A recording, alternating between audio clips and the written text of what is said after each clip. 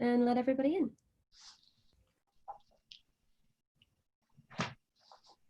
Okay.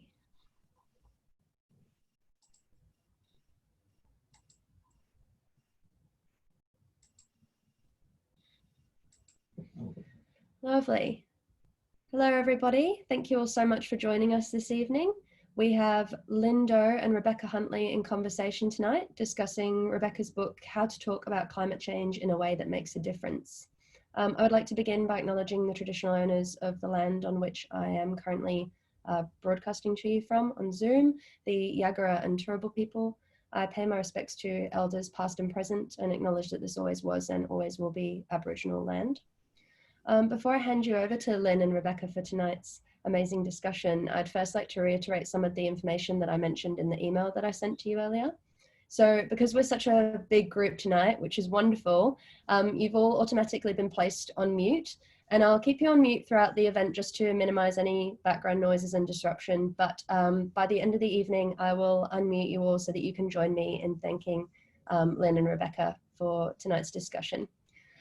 Rebecca's keen to answer your questions towards the end of the event if we have time, so please start sending them through to me as soon as you think of them using the chat box. If you can't see it, then you can find it via the button towards the bottom left of your screen. Your questions will come straight through to me, and I'll read them out along with your name as soon as I'm prompted to do so. I'd also like to mention that we have a special promotion on tonight for everybody who's in attendance. If you use the code EVENT at our online checkout, you'll receive 10% off all books ordered via our website. So it's a perfect time to grab a copy of Rebecca's book, and I'll be posting the link for you to do so in the chat box as soon as I've handed over to Lynn. So make sure that you grab your orders and get in early for that discount. So I would now like to introduce Rebecca Huntley. Rebecca is one of Australia's most experienced social researchers and former director of the Mind and Mood Report, the longest running measure of the nation's attitudes and trends. She holds degrees in law and film studies, a PhD in gender studies, and is a mum to 3 young children. It was realizing that she is part of the problem older generation that caused her change of heart and to dedicate herself to researching our attitudes to climate change. She is a member of Al Gore's Climate Reality Corps, carries out social research for NGOs such as the Wilderness Society and WWF, and writes and presents for the ABC, and this is her 6th book. So in conversation with Rebecca tonight, we have Linh Do.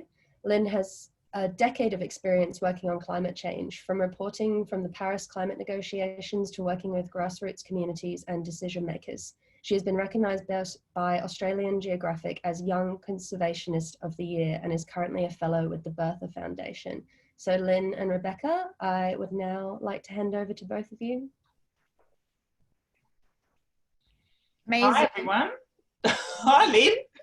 Hello. Hi, Rebecca, and hi, everyone. It's so great to see so many faces. I've been in a lot of Zooms lately, but rarely one where I can't see everyone on the one screen, which is excellent. So I'm just going to quickly share my screen. There's going to be a small moment of interactivity before Rebecca and I actually have a conversation. So just while I sort of do a bit of the initial introduction side of things, please feel free to go on to the website. Hopefully you can see it. You can also access it on your phone. So it's SLIDO, like my last name, .com. And when you enter the letter N374, it will pop you up into the event, and I'll start some of the questions in a moment. But to ground the event tonight, similar to the introduction that Emma Kate just gave, I just wanted to also acknowledge the country that we all happen to be meeting on right now. And for me, that means paying my respects to the elders past, present and emerging of the Wurundjeri people of the Kulin Nation, which they happen to be the traditional custodians of the land where I get to call home. Australia's first people have been stewards of this country for over 40,000 years. And I think that in our response to the climate crisis, not just in how we talk about the issue, but also the actions that we take, there's a lot that we can learn from our country's first peoples, and also so much of that learning actually starts with listening first as well. And for someone that's been working on climate change for over a decade, I've definitely talked a lot about climate change. Some would say ceaselessly. I'm sure many people are a little bit sick and tired of what it is that I have to say. And one of the things that I'm constantly reminding myself of is actually that important step of listening first to figure out who is it that we're talking to, why is it that they might even be interested in this issue, what are the things that they value. And I guess part of that also meant that when I first heard that Rebecca was writing a book about climate change, I was like very, very excited. But when I actually received a copy of the book, I was extremely apprehensive. I was like, oh, another book about climate change that I have to read.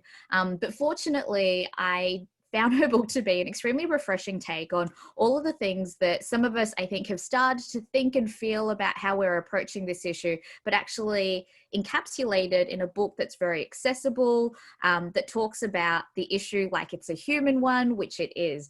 And tonight we're going to be taking a leaf out of the title of her book, and we're hopefully going to have a conversation that helps us all make a difference on the issue. So fingers crossed, that's the end outcome in an hour's time. So we'll talk for about 40 odd minutes before opening up to questions. If you do have questions throughout the evening, feel free to just pop them into the chat box. Rebecca and I won't be able to see them, but Emma Kate will, and towards the end of the evening, she'll read out some of your questions. So be sure to ask away. Oh no. How do you convince politicians like Susan Ley? Fortunately, that is one of the questions that I was going to ask. Let me figure out how to stop that. By turning on one of the first questions that I'd love for everyone to participate in. And I think the reason we're doing this poll is, one, I love polls, not just political polls, which I know had a really bad reputation in 2019, and Rebecca can talk to us much, much more about that. But it'd be really great to just have a sense of where people are at. So please feel free to start voting. One of the things that Rebecca talks about in the book is the importance of having the daily conversations about climate change. And there are people like me who really can't seem to stop talking about climate, and those that are still apprehensive to bring it up in conversation. Rebecca, you're welcome to vote as well. Although I imagine right now for you, it's an hour. Yeah, it's a bit of a professional consequence of my professional life. Although, you know, I do still, and I'll talk about in the book that I still find it difficult to talk about it with my kids. I mean, my twins are 5, so I'm really not, we talk a lot about the environment and the relationship that we have to nature and our responsibility to nature. And I do talk about it with my 12-year-old who's grown up at school listening and understanding about it, and I give her material. But I do find it difficult to talk to her about it because I want to go at the pace that she is comfortable with, and I don't necessarily want to fuel any anxiety that she might have about it without having some really clear remedies for that anxiety, which is, and we know continuously, and I talk in the research, the best antidote for anxiety about climate is action.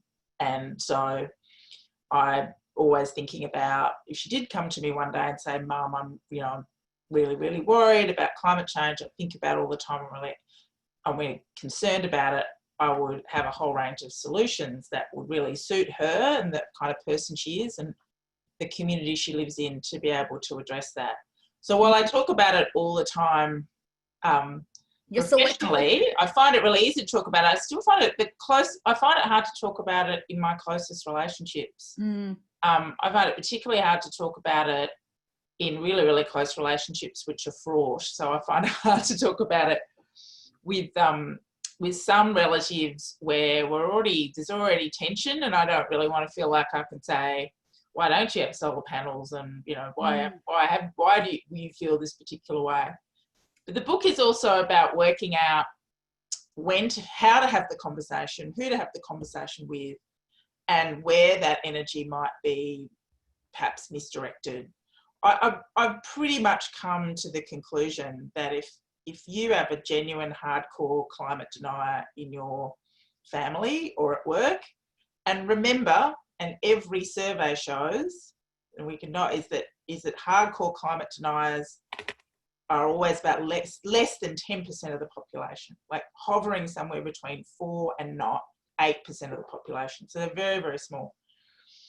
You can probably afford, if you're really closely related to a climate denier, to talk to them about something else. Where we need to direct our energies is climate deniers that are in Parliament, in powerful positions in our society, including in the media, because their persistent advocacy of climate denial is actually a dereliction of their duty, and it's actually corrosive to our democracy and enormously problematic for the trust that people have in journalism and the media. So I'd say if you've got an uncle that doesn't believe in climate change and wants to fight with you about it at Christmas, maybe talk to him about Netflix. Save your energy for the climate deniers that are stopping genuine progress on climate change in our society. That was probably not, that was a response to a question you didn't ask No, me. I know, I was like, you answered so many of the questions I've prepared, Rebecca. Oh, good, excellent. That's incredibly efficient of me.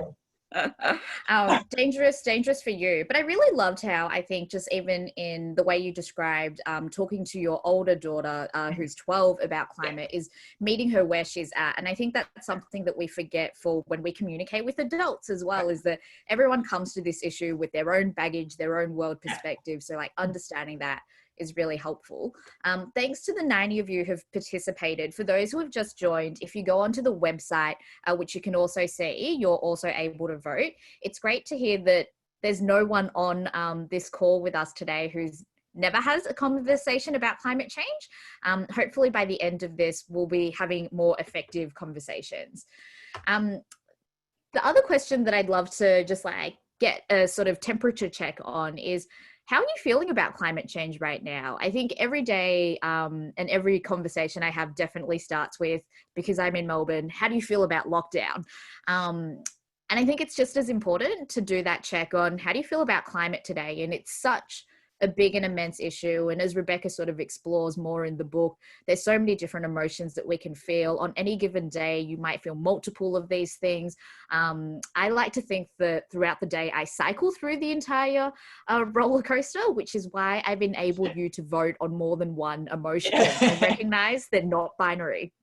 So please feel free to vote away. For those who haven't read Rebecca's book yet, Love is, I think, the second final chapter, or like quite close. Oh, there's hope. There's hope. I kind of made a really conscious decision not to end the chapter, not to end the book on hope, mainly because I take a particular approach to the kind of hope that is going to be effective in addressing climate change. I needed to end with love because it's not. That's kind of my personality type, but it's not an emotion we think about when we think about climate change much.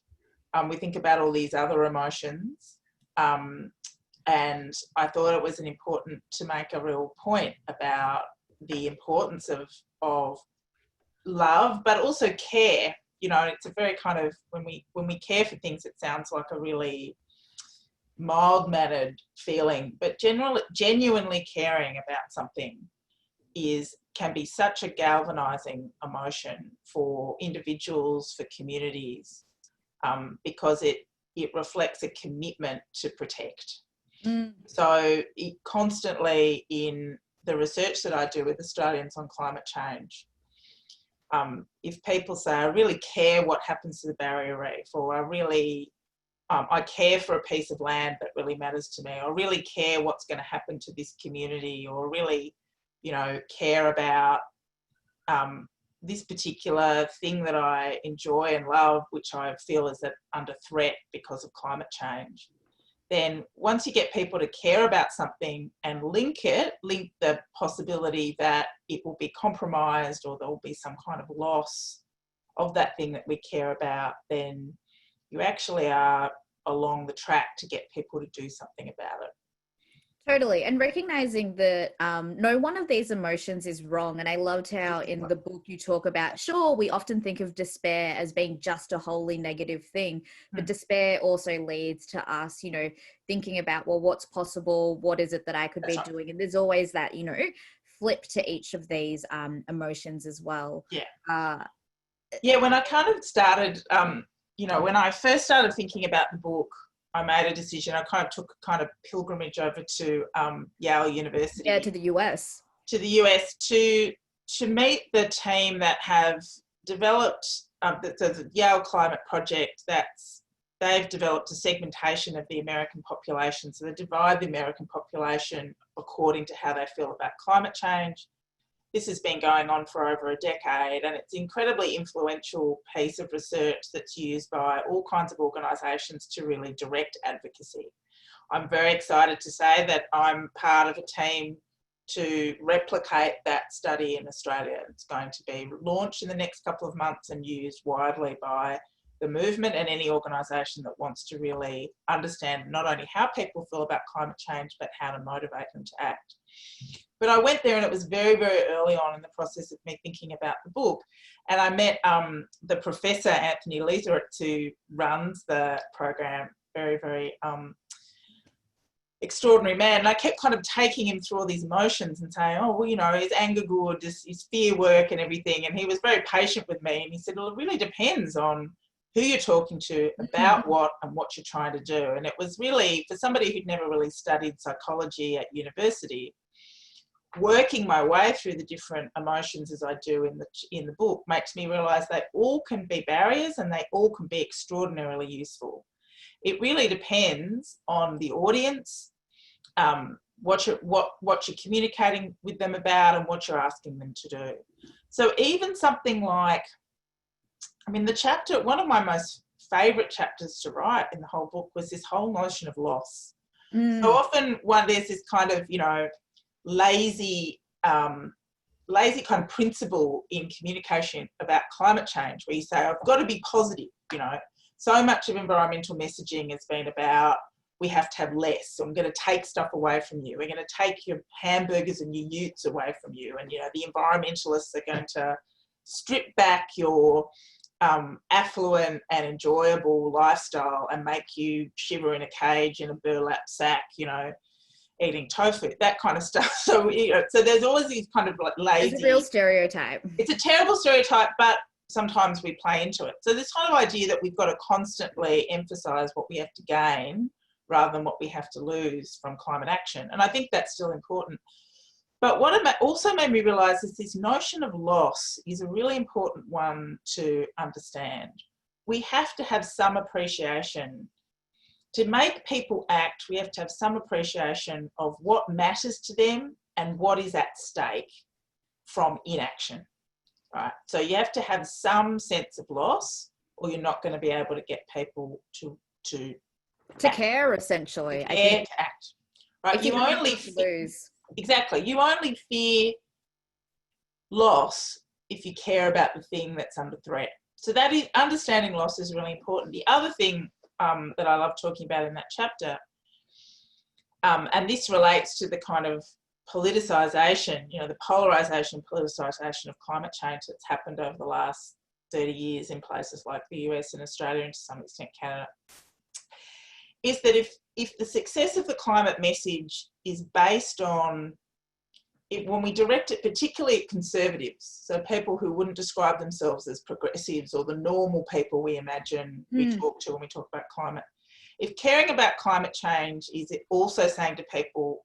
you have to rethink your entire identity as a conservative or somebody who lives in regional rural Australia or somebody who is a farmer who works on the land or somebody, then it's a real problem. So fear of loss of identity and loss of the other things in your life is, because climate change has been so mired in identity politics as a result of this politicisation, we have to understand what we're asking people to give up to care about climate. And if we're saying to people, we have to give up how you think about a whole range of other things to care about climate, then we're not going to be successful in the time allocated to us. So that kind of fear of loss and that whole concept of loss was one that I really enjoyed exploring. And so initially thought loss, it's a bad thing, it's connected to fear, but understanding loss is really critical to being an effective climate communicator.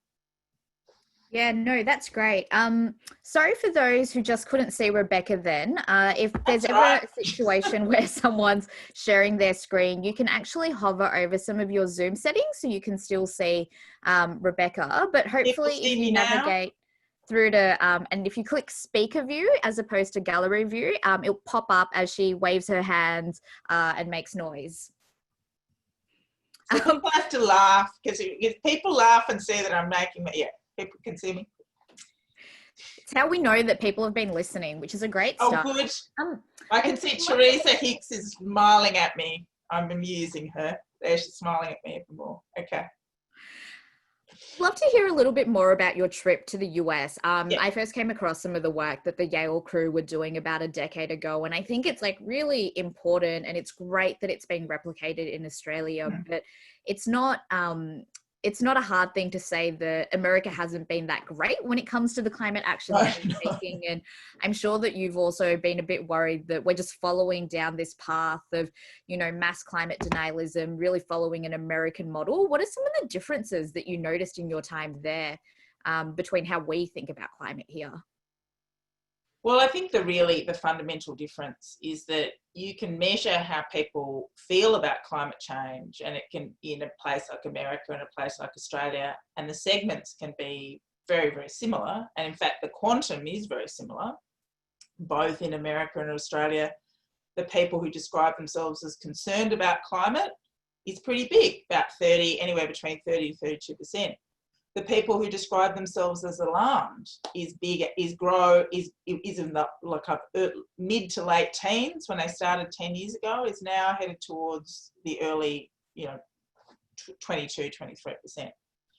Deniers are pretty much always in single digits, and people who are disengaged are a kind of a hard to move group. I can talk a bit about that. But the big difference is, in Australia, we vote. And in America, they just don't vote. They vote, but they just don't vote in the same consistently. way. Yeah. So we are in a much better position to address these segments, because we know that 98% of them will vote. And also significantly, even though there's, incredible cynicism about the system and declining belief and agreement with statements such as "my vote really matters," all of that kind of stuff, which is about the questions around the quality of our democracy and the engagement. The reality is when Australians vote, they generally vote formally. So there has been no massive increase in the informal vote in Australia. So what I think there has been is a narrowing of the considerations and the sense of efficacy of your vote, right? So this is the thing. You can do lots and lots of research where people say, I'm worried about climate change, the government should do something about it, renewables is great, but when they get into the ballot box, they're not thinking about those things. Not because they don't believe those other things. They've looked at the inability of our political system to do anything effective about that. We've had 2 prime ministers who people genuinely believe were concerned about climate change, or genuinely thought it was important, wanted to do something about it. Malcolm Turnbull and Kevin Rudd, and for whatever reason, the most powerful position in the land, they just couldn't make it work.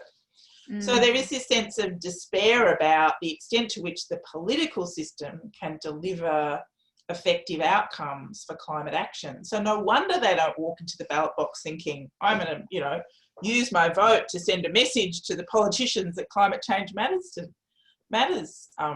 to me and to my community. So, so I think that one of the the big difference is really around engagement with the political system. So it's not perfect in Australia, but we don't ever have to kind of turn people out to vote and convince them. What we have to do is make them sense that their vote matters and their vote is an effective way to express their concern about climate issues. Australia and America share what they share really, to Canada a little bit, but what they share, and maybe it's got something to do with the Murdoch media, but it's not that, is that the people who are genuine deniers in the community, like I said, is single digits, but the vocal nature of denialism in our media, in our politics, is much bigger than its representation in the community. That's probably a good thing. Like, it's incredible. It's a failure in a sense, in some ways, for them, that the percentage of people who are deniers in the community isn't bigger. But I think their effect is not necessarily to make people deny climate change, but make people to either disengage from it and think, oh, it's really complicated and divisive and I don't want to think about it, or be doubtful, kind of, oh, you know, how much of a threat is it to me? Like, is it going to affect me or affect my... So they're very good at injecting doubt.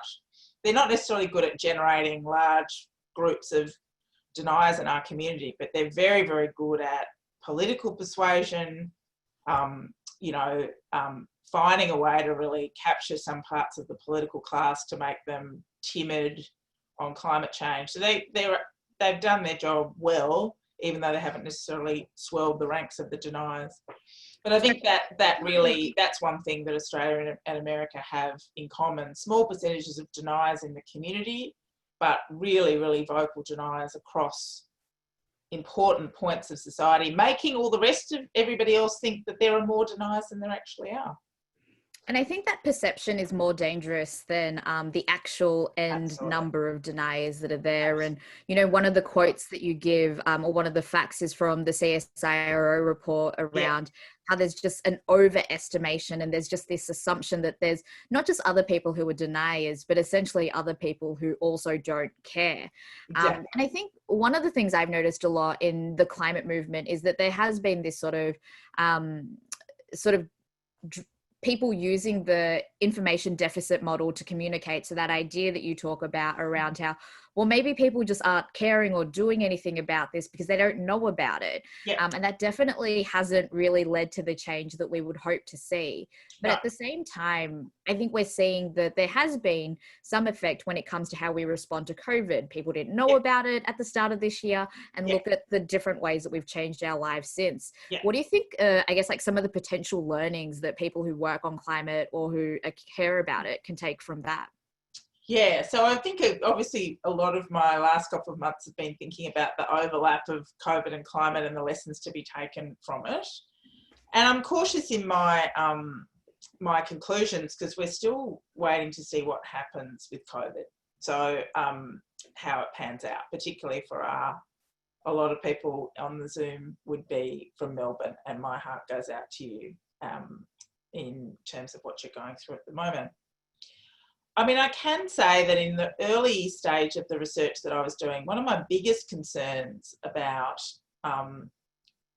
the pandemic was not necessarily that people would think, oh, well, we can't care about climate change anymore, we've got to worry about the economy and the pandemic, because I thought that happens naturally, right? That happened.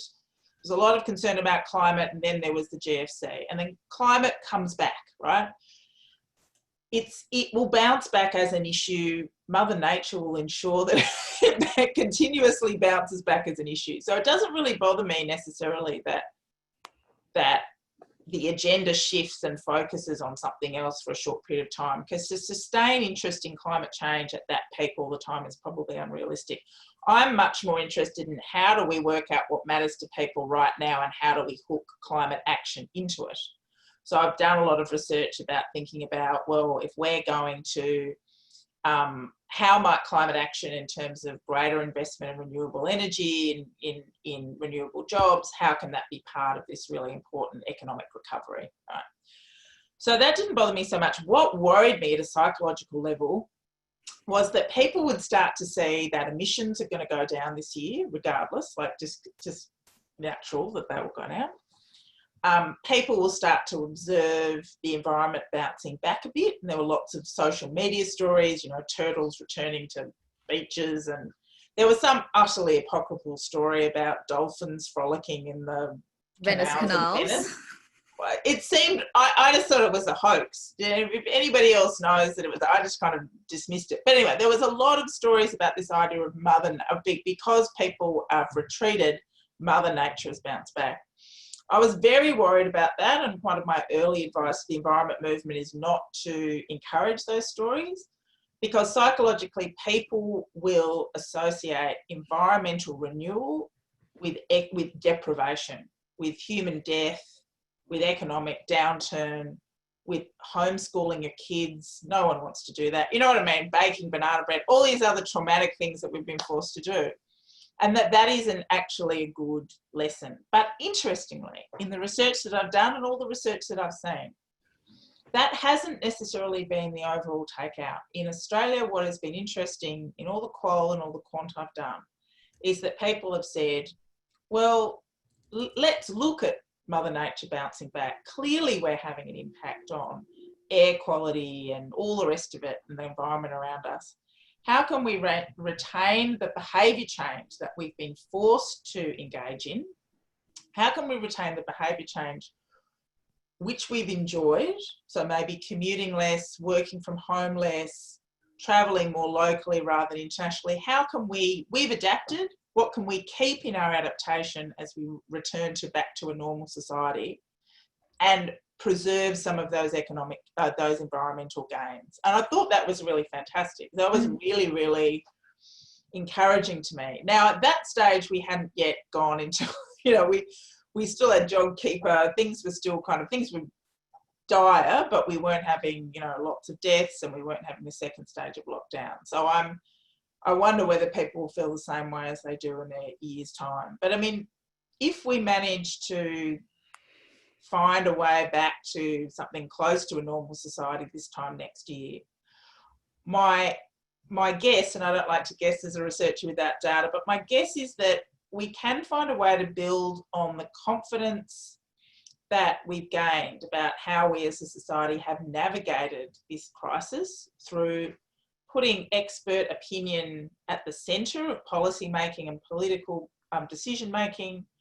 Some really good, generally pretty good non-partisan cooperation. While we've had a bit of stuff about masks in Australia, the occasional person carrying on in Bunnings. People are beating each other up about masks in America, and they're having protests about it. It's insane. There's a whole movement there. As a broken society there. We don't have that quite as much in Australia, and I hope that it will reinforce to people that with big crises, that a partisan view and a view that is divorced from expert opinion isn't going to work, and that as a society we can all come together to kind of change our behaviour for the common good. Because essentially at this point, the research shows that most people don't think they're going to get COVID and die. They're doing what they're doing so that other vulnerable people don't get COVID and die, right? So it's much more altruistic in Australia than it is not, because we just don't have the kind of tens of thousands of people dying and millions of people being diagnosed every day like in other countries. So I hope, I'm cautiously optimistic at this stage, but we're in the middle of it. Who knows? I love that you're still cautiously optimistic. I'm always cautiously optimistic. That's my resting position, is cautiously optimistic.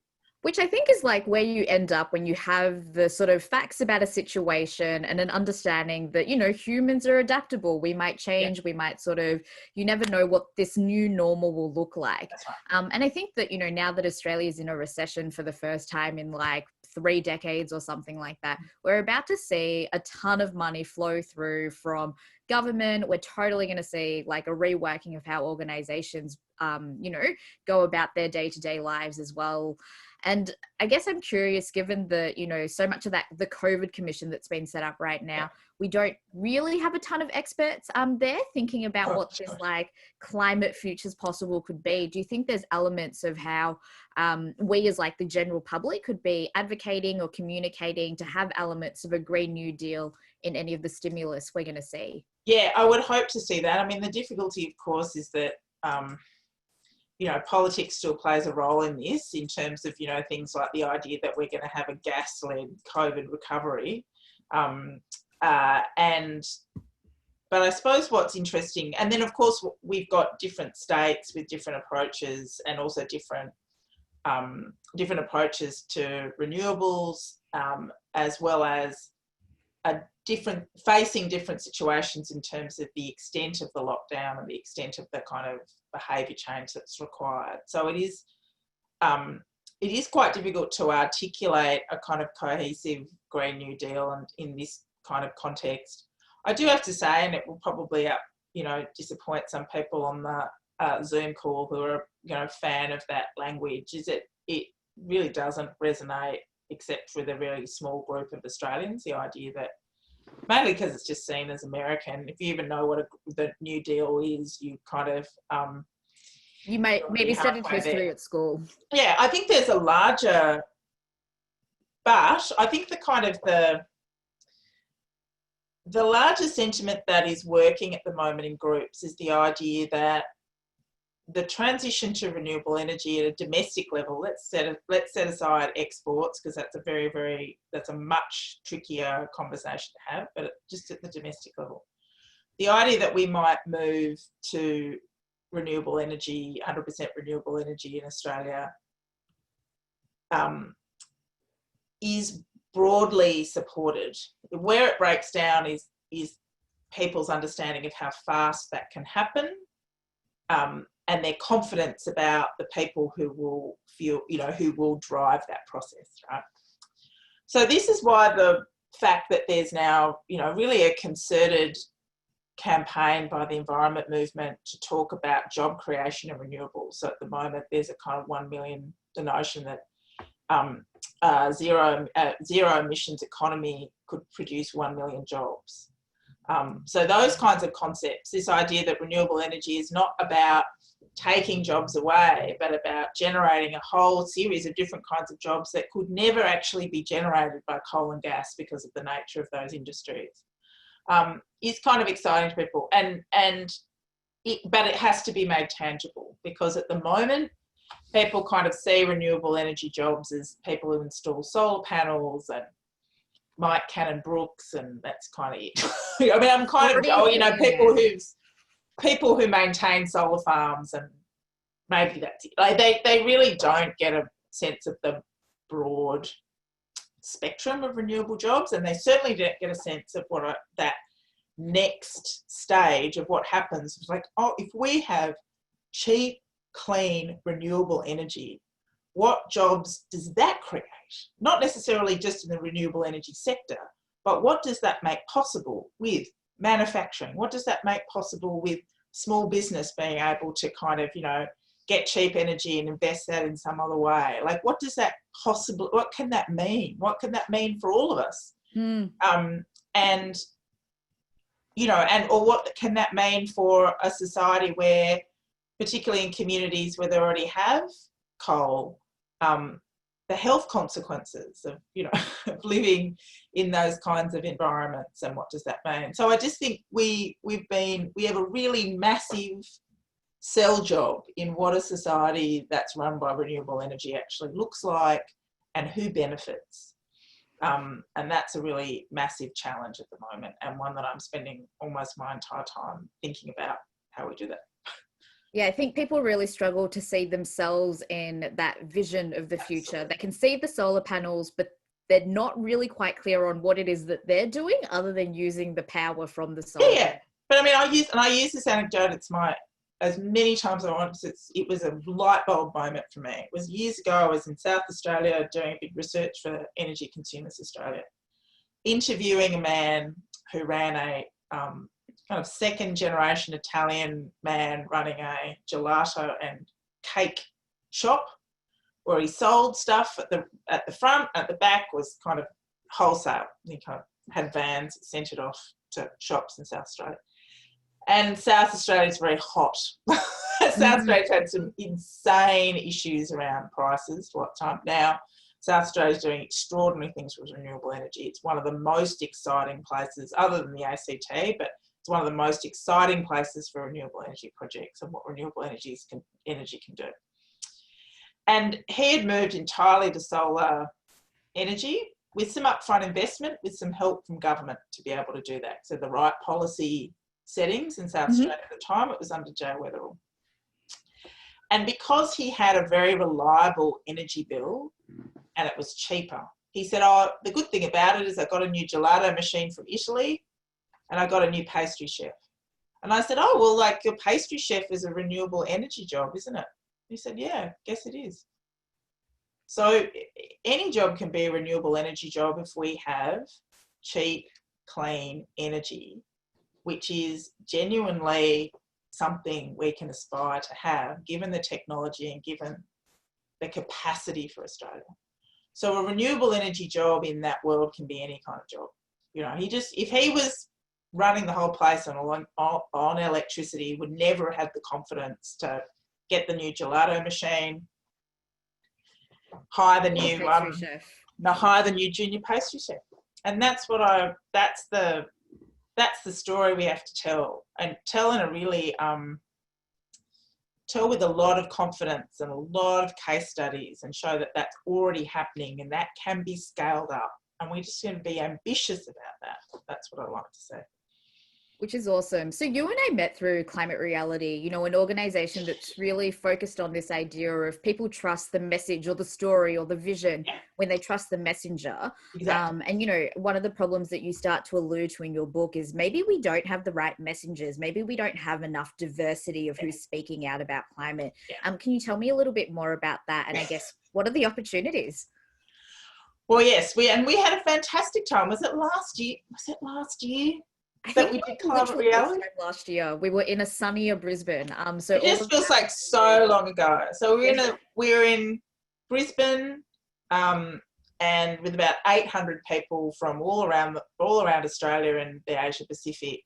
Such an extraordinary diversity, very different than the usual environmental gathering for me, with a whole lot of fantastic speakers from around the world, some of whom I feature in the book, and the indefatigable Al Gore, who is both an extraordinary asset from the environment movement and also a liability. And he would itself say that, because one of the things, you know, his passionate commitment and his energy and generosity around climate can never be questioned. It was just extraordinary to watch him on that stage day after day talking about climate.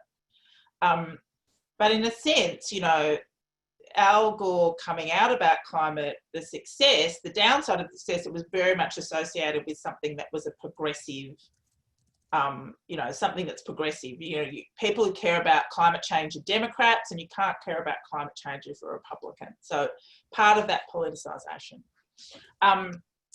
But, you know, I have just so much time for him because he's just so committed to it. But the thing that was really interesting about Climate Reality that you wouldn't have picked up if you were just focusing on the former Vice President is the extraordinary diversity of people in that room.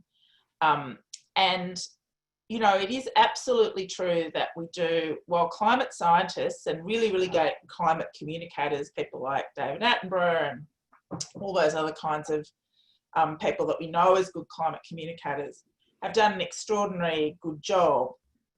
All the research I do and the research I'm doing at the moment shows that for those people who are disengaged, doubtful, cautious, and about climate change, and these are the people we have to engage, the people that they trust on climate change are their friends, are their boss, are their family. Yes, they'll watch TV and they'll see people, but they really need somebody who understands their life and is relatable to talk to them about climate change. This is why breaking the climate silence in our day-to-day life is so critical. There is, I think, and can happen a kind of a cascade effect, whereas if you're kind of talking about climate change with somebody you trust in your family, you have that conversation, maybe you see something on television, maybe you see Osher Gunsberg, who's a really fantastic climate communicator. Don't just judge him on The Bachelorette and The Bachelor. He's a genuinely committed, focused on climate. Or you see somebody else, see Craig Rucastle, or you hear somebody on radio talking about it. then you might gravitate to some other voices. But we do really need a diversity of voices in the movement, whether that be farmers. You know, Lynn, you and I have talked about the whiteness of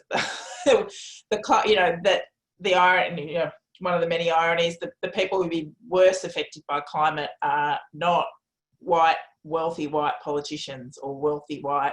It's not Leonardo DiCaprio. He'll be fine. He was a great, you know, anybody who likes, wants to know about climate change, he's got a fan. Follow him on Instagram. He's terrific. But when climate change hits, he's going to go to some island with a whole lot of supermodels and some kind of, you know, biosphere, and he'll be absolutely fine, right? So it's like Leonardo DiCaprio will be protected, but the rest of us will not. And the browner you are, the poorer you are, the less protected you are. So we do also need to hear from those people. And at Climate Reality, I talk about in the book, the most powerful communicators in that room were the men and women of the Torres Strait, who are our fellow Australians, who literally their island is being eaten alive. You know, we tend to associate the worst effects of climate change with those in the Pacific Islands, and that's true in Pacific Island nations, places like Bangladesh, but these are our country men and women whose ancient culture is being completely and utterly compromised by climate change, and it's our patriotic duty to support them and to amplify their voices in the climate movement. I love that in the book you also talk about teenage girls being really effective communicators, which is, I think... And it's like so effective at being like talking about climate change. Wait until your daughters are old enough. Even though you've been working a lot on climate, the questions that they'll have for you will be pretty next level, I imagine. Well, actually, look, that's why I wrote the book. I anticipated being harassed by them as soon as they hit at the age of 14. I was like, well, what have you done? Why have you, I hate you, you're terrible. I wrote this book, I'm doing what I can. I'm glad you've come prepared. I'm sure there'll be many other, as a former teenage girl, reasons for your daughters to be grumpy at you, but at least you've ticked one thing off the box. That and, you know, ice cream and buying them a new mobile phone every 12 months, I'm sure I'll be okay. There's nothing like renewable energy powered gelato to satisfy a child. Exactly right. That's exactly right. So, I mean, I think I actually like, you know, the word patriotic that you just used to talk about how we should be thinking about the responsibility we have to people in the Torres Strait, I know can sometimes put people off, this idea of national security and like pride and identity. But at the same time, we know that the government of the day right now, that's the language they love. That's the language that they understand, that resonates with them. What would you say, I guess, to people who are feeling apprehensive about using more of that national security language? Right.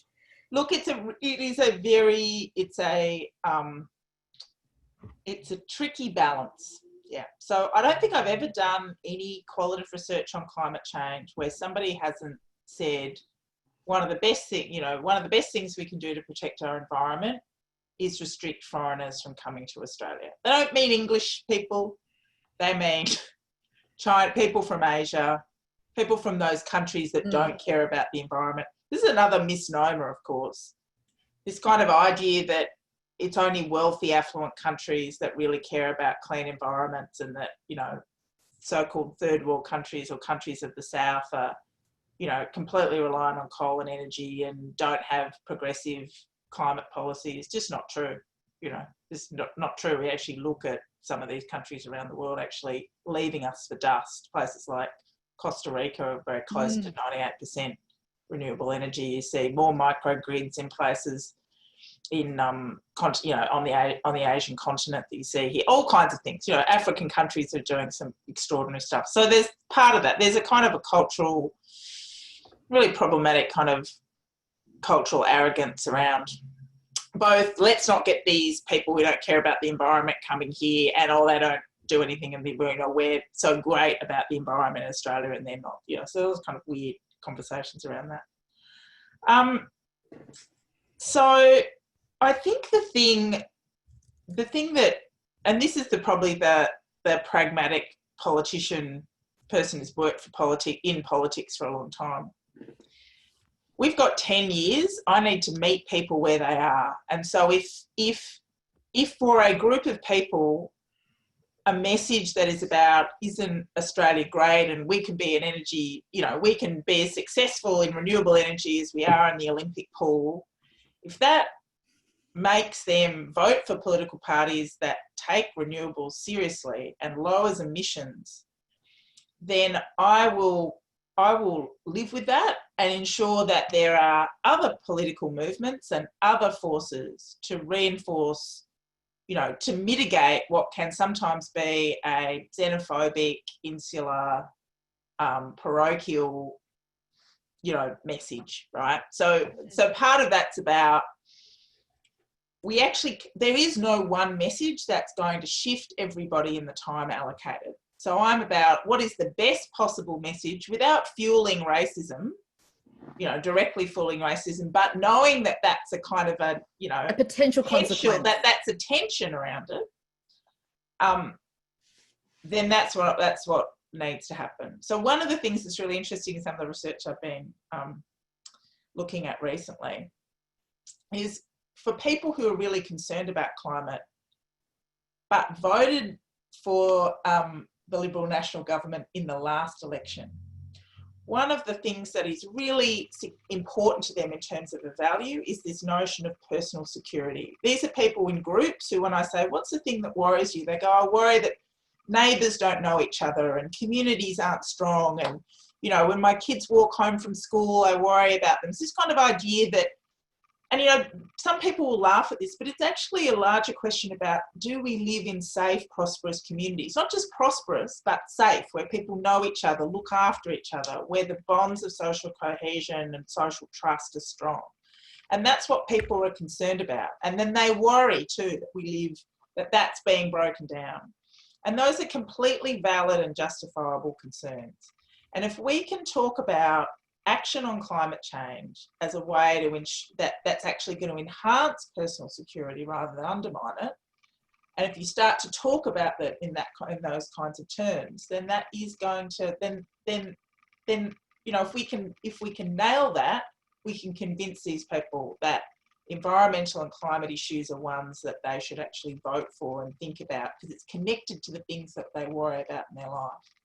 So I'm very much about meet people where they are, find the best possible messages that are going to get them to act, whilst knowing that sometimes mixed up in that are some issues that as a progressive person I'm not entirely comfortable with.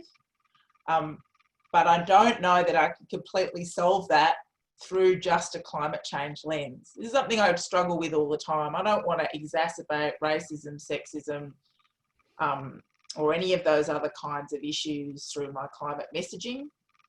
But at the same time, I know I can't always solve those complicated problems just merely through a climate change campaign. Totally. And I think balancing that complexity also, just reinforces what you were saying before around why we need a diversity of voices, so that it's not just the one person talking again and again, sort of devoid of other intersectionality issues.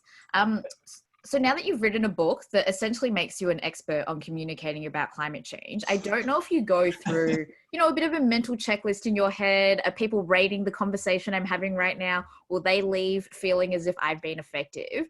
I guess for our audience today, what would be your top 3 tips in addition to, like meeting people where they're at to help people be better in how they communicate? Yeah, oh wow, it's hard. And I make mistakes. I did one of the first talkbacks that I did, I had somebody come on who I was talking about if I was going to really change one thing immediately in Australia around that to deal with climate change, it would be around political donations. So I have absolutely no idea the extent of the influence of coal and gas on our political system. We need to make that far more transparent, and their direct and indirect influence on elections and on political parties is a really problematic, huge barrier to doing anything on climate. Somebody rang up and said, oh, you're telling me that I voted for the Liberal National Government last time because I'm easily manipulated, and I'm not manipulated, and that's just a condescending left-wing kind of I probably was tired, and probably the last question, so I bit a bit. And I said, I'm not saying that, I kind of got a bit annoyed at it. And really, I think the best thing when somebody comes hard on you, hard in on climate with you is to really ask a whole lot of questions like, okay, why do you feel like that? Where did you get your information? What did you know, to talk, but not in an interrogating way, like an actual genuine interest about it. And say, so what are you worried about? You know, actually as many open questions as you can. And the idea that you're going to be able to convince somebody that in one sitting is probably pretty much, you know, naive. You know, it's part of a longer conversation that might open themselves up to things. And part of it could also be about realising that convincing them on the science is never going to work, but talking to them about the solutions and what are the possible benefits of the solutions or what they think about the solutions can be another way. Or also just saying to you, telling them, you know, what your own personal journey is and make it very personal rather than necessarily, and not saying that your approach is necessarily the right one, but sharing that with them. But it can be really difficult, can be incredibly frustrating. The drunker you are and the tighter you are, the harder it is to have these conversations. But really, in the end, I have to recognise that I'm not necessarily the best communicator for everybody. You know, because of my gender, because of my race, because of the situation I'm in, the way I talk, the fact that I have kids, the fact that I live in the inner west, I may not be the person to convince everybody. The fact that I don't necessarily follow a religion. And so that's why the millions of voices in everyday life are required to ease the pressure on the kind of the small group of very isolated people who are responsible for the climate change message. Who in Australia at times, basically Tim Flannery and some politicians in the Greens and Craig Brewcastle. I mean, if you ever met Craig Brewcastle, he's very small. He's got very small shoulders. We really can't, you know, he's already doing all this stuff on you know, he's got all this plastic recycling stuff he's really worried about. We can't make him do everything. He'll collapse. To share out that burden. So he will collapse. It will become compacted, you know. So we just need lots of different kinds of people. But my general rule always is to listen, ask questions, understand where somebody's coming from, make a decision kind of quickly that the barriers to getting them to engage with climate change as a political issue, as a scientific issue, might be too much. Maybe talk to them about what the you know, it's pretty hard not to get excited about renewable energy and the opportunities of that. And then equip yourself with some really, really simple knowledge and case studies of what's actually already happening with renewable energy today.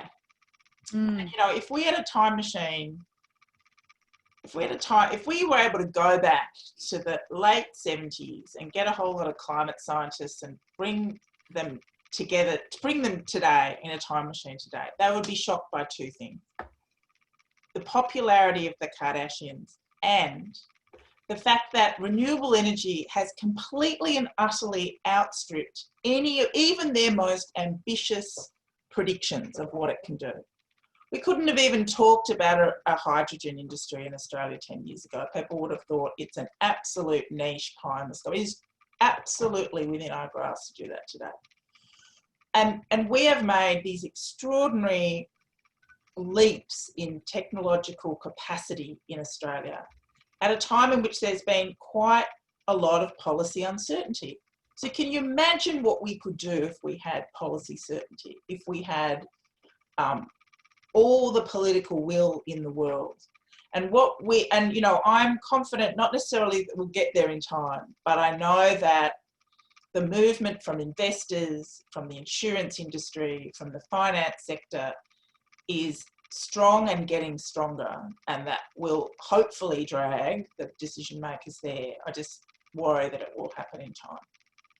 No, great. Thanks for, again, still being cautiously optimistic about it all. And I think your tips are really useful ones, and also remembering that hopefully the conversation you have with someone else about climate change isn't the only conversation you'll ever have, but really, you know, the start of a relationship where you can continue to explore so many of the questions that we got to answer today and discuss, and also so many that we didn't get to answer and discuss. So Emma, Kate and I have been looking through the comments that have come through both Zoom and on the Slido as well. So I'm going to pass to Emma Kate to throw a couple of questions over to you, Rebecca. And I also just want to be mindful of time. So if you do need to head off, feel free to. I think we'll be able to take 2 questions though.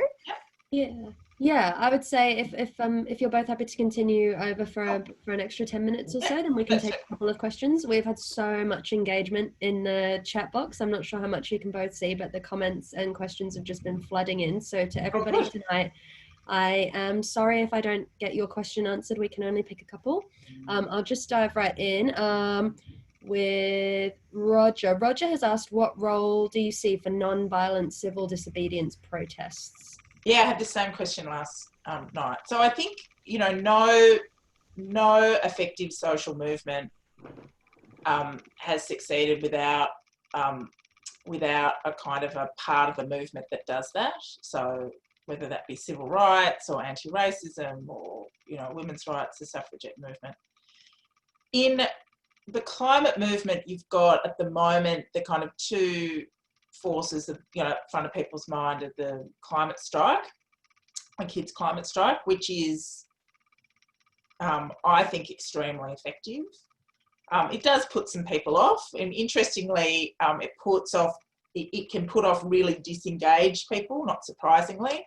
They tend to index towards very strongly disengaged in Australia women in their 30s and 40s. I think they just kind of generally get a lot of back chat from their kids at home, and they don't necessarily want to see them lecturing them about climate change. And then, of course, you've got things like Extinction Rebellion.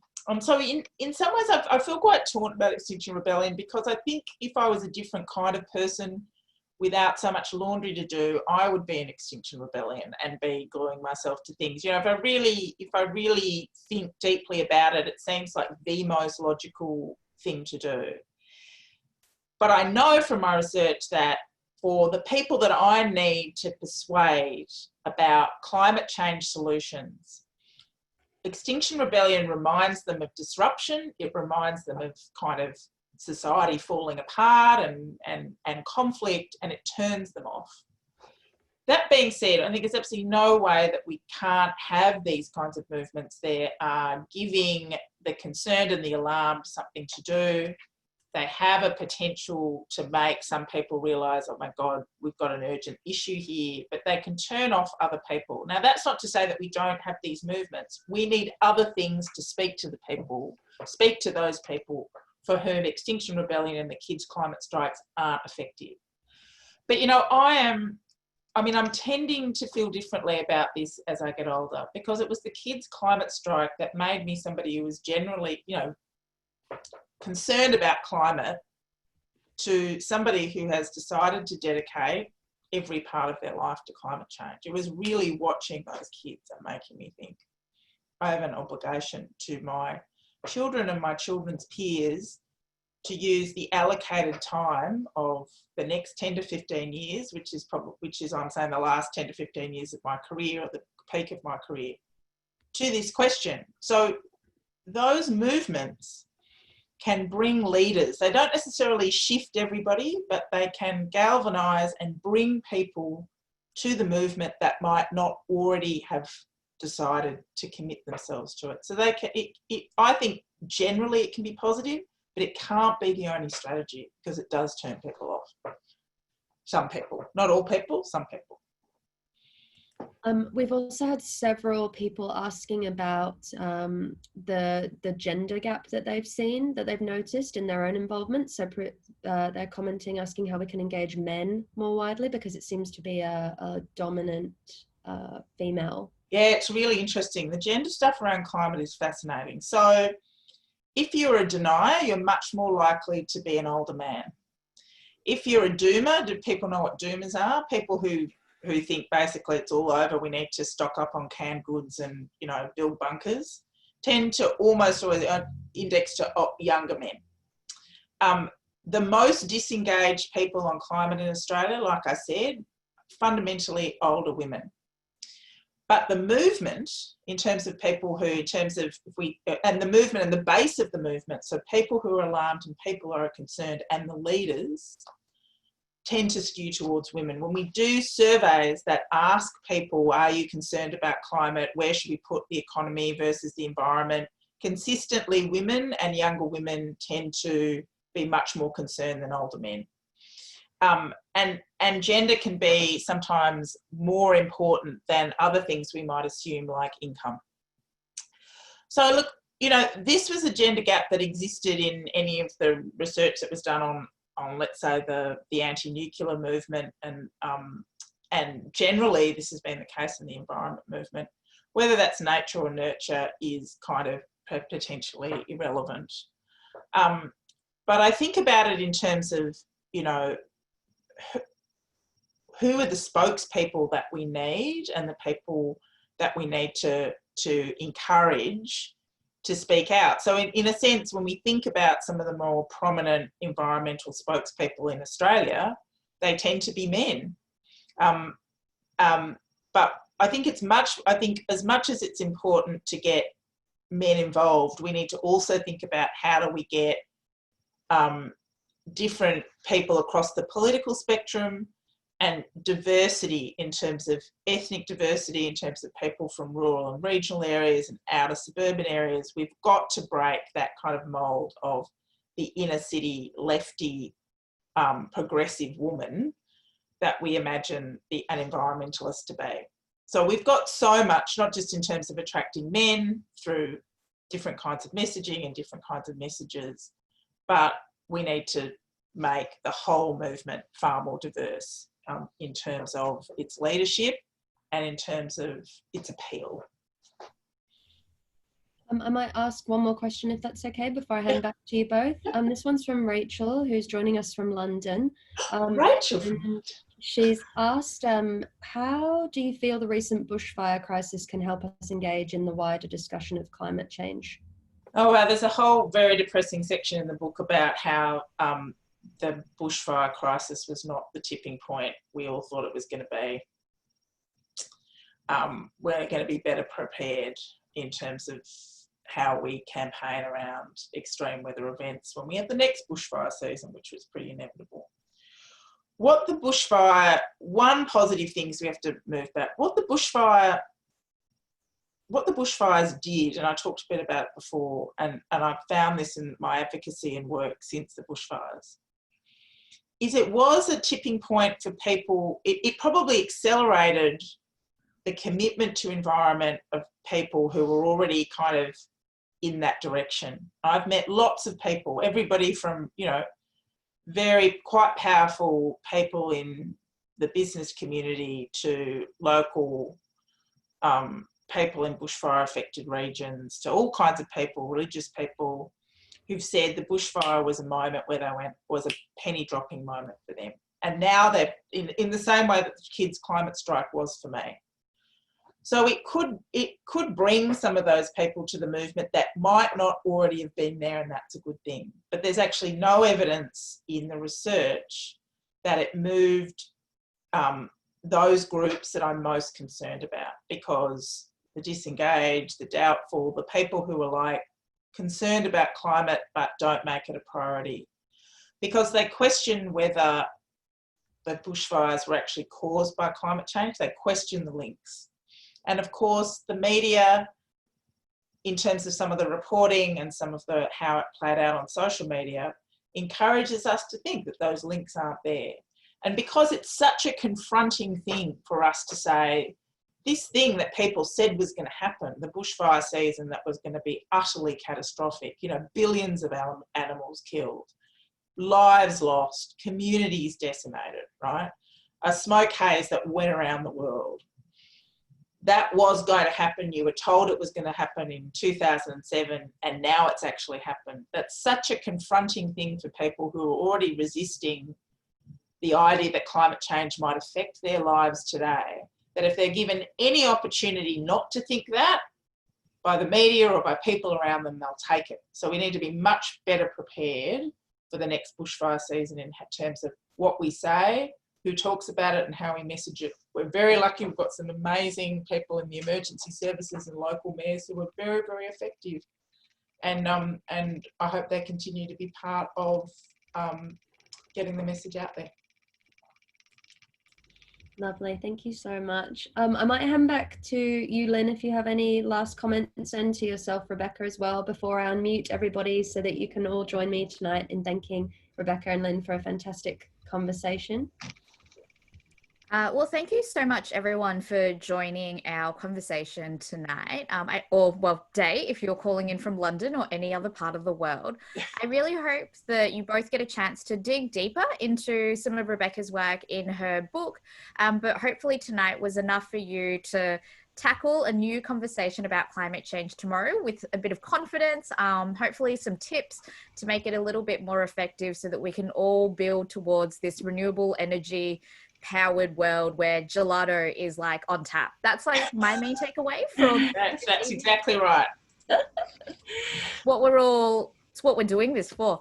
So thank you so much for being able to join us tonight. And Rebecca, thank you so much for your generosity and the shift that you've made in your career to contribute to climate over the last year. It'll be very exciting to see what you do next. And thank you so much, Lynn, for being such a great peer and colleague in the environment movement, and for your colourful top. Thanks. And thank you, everybody, for joining tonight. Okay, I'm going to take everybody off mute now, so you should all now be off mute, and you can join me in thanking Lynn and Rebecca. Zoom meeting ever. Okay. Thank you. Thank you. Thank you. Thanks, everyone. Bye. Very good. Thanks.